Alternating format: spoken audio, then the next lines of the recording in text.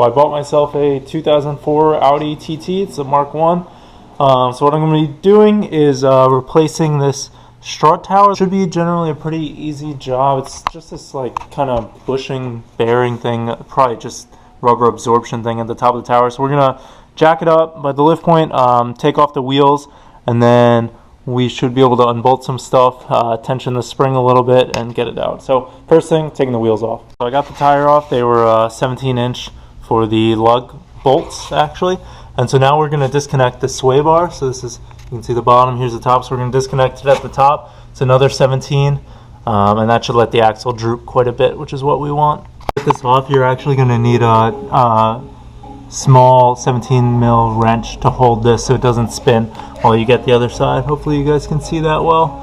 Yeah, it needs to be a pretty narrow one to fit in that small space. Use the little, I guess you call this a scissor jack that came with the car to jack up the axle here and relieve pressure so I could hit this sway bar link in with the mallet and get it out. Okay, so now that that's free, we can release this jack and let this droop quite a bit, and it'll give some space to work. Hopefully you guys can see, so that's the top of the shock. So this thing was there, and then this nut is what we were loosening, and so we had to put the Allen key right in the center there on top of that strut, and then get something to turn this about 7/8 inch nut. And now that those are off, what we need to do is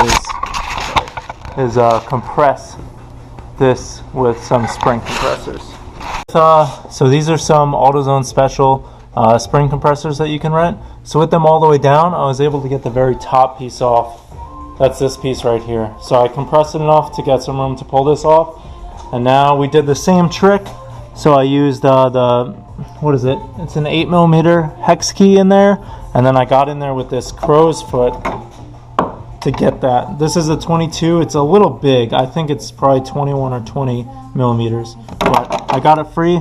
Now I'm going to pull that off. And the bearing itself, which here's the new one so you guys can see, it kind of sits in the puck. This would go like this.